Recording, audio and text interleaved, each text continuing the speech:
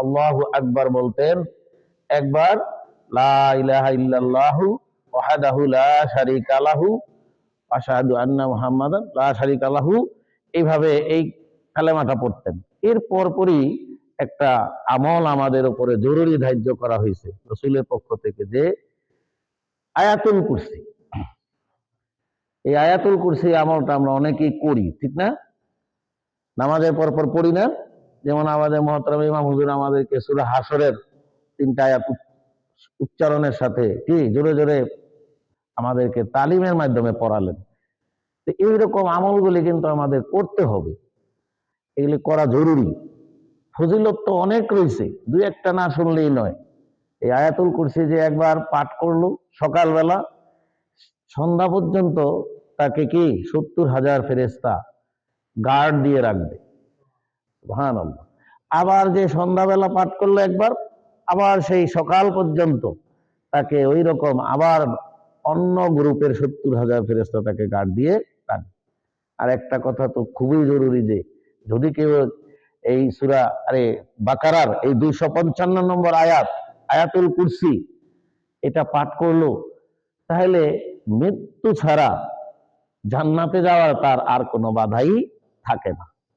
চিন্তা করে দেখুন কত বিশাল একটা আমল, তাই না?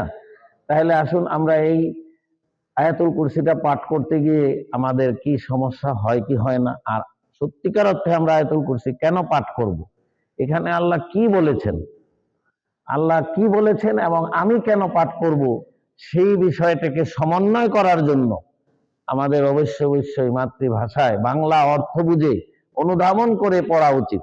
তাহলেই দেখবেন পড়ার ভিতরে আমলের ভিতরে আরো আগ্রহ উৎসাহ আমাদের মধ্যে জেগে উঠবে। আসুন আমরা কয়েকবার অর্থ সহ এই আয়াতুল কুরসিকে তেলাওয়াত করি, এই দিয়ে আজকে আমরা আমাদের বৈঠককে মহিমান্বিত করি। আয়াতুল কুরসি শব্দটাই কিন্তু হলো কি আয়াতদের শ্রেষ্ঠ শ্রেষ্ঠ আয়াত। তাহলে আসুন আমরা সেই শ্রেষ্ঠ আয়াতটাই তেলাওয়াত করার মধ্যে সময় যাপন করি। আউযু বিল্লাহি মিনাশ শাইতানির রাজীম। বিতাড়িত শয়তান হইতে আল্লাহর কাছে আশ্রয় চাই। বিসমিল্লাহির রহমানির রহিম। পরম করুণাময় আল্লাহর নামে শুরু করছি।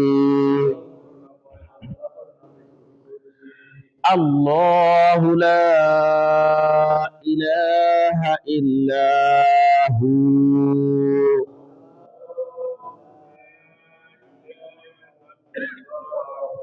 আল হাইয়ুল কাইয়্যুম। আল্লাহ ছাড়া কোনো মাবুদ নাই, তিনি চিরঞ্জীব ও চিরস্থায়ী। লা তাখুযুহু সিনাতুম ওয়ালা নাওম। তার ঘুম আসে না, এমনকি তার ঘুমের ভাব হয় না।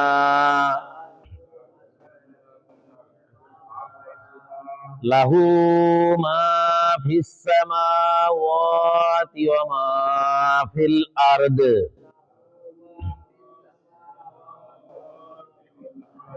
আসমান ও জমিনে যা কিছু আছে সবই তার। মান যাল্লাযী ইয়াশফাউ ইনদাহু ইল্লা বিইযনিহি।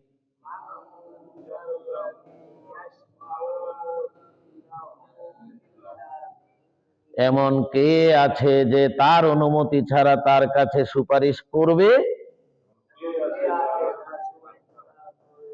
ইয়ালামু মা বাইনা আইদিহিম ওয়া মা খালফাহুম।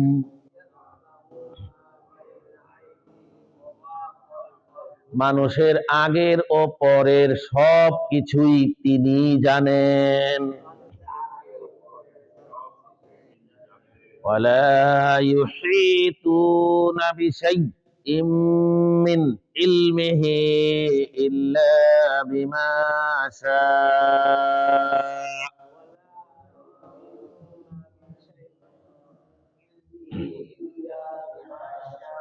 যতটুকু জ্ঞান তিনি দিতে চান তার বেশি মানুষ কোনো কিছুই আয়ত্ত করতে পারে না।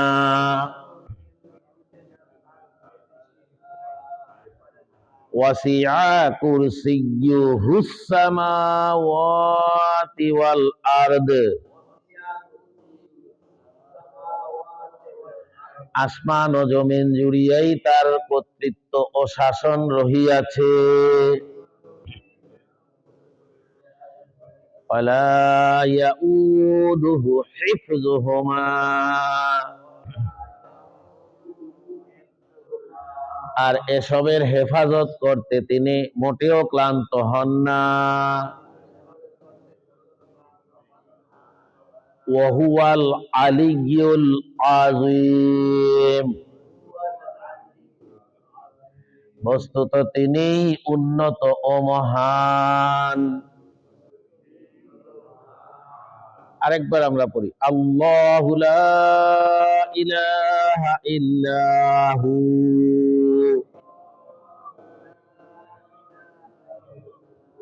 আল হাইয়ুল কাইয়্যুম লা তাখুযুহু সিনাতুম ওয়ালা নাওম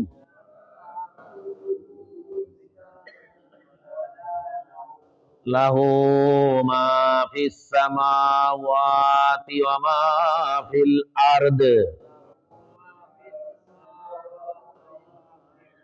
মান যাল্লাযী ইয়াশফা'ু ইনদাহু ইল্লা বিইযনিহি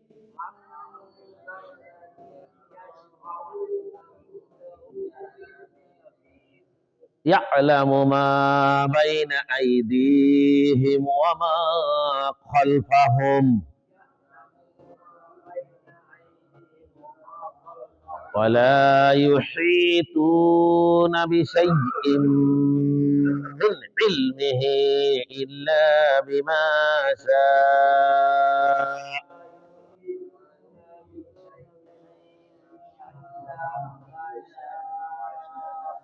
ওয়াসিআ কুরসিয়্যুহুস সামাওয়াতি ওয়াল আরদ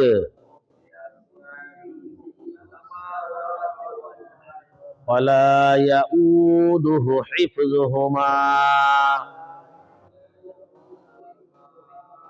ওয়া হুয়াল আলিয়্যুল আযীম। আল্লাহ ছাড়া কোনো মাবুদ নাই, তিনি চিরঞ্জীব ও চিরস্থায়ী। তার ঘুম আসে না, এমনকি তার ঘুমের ভাব হয় না।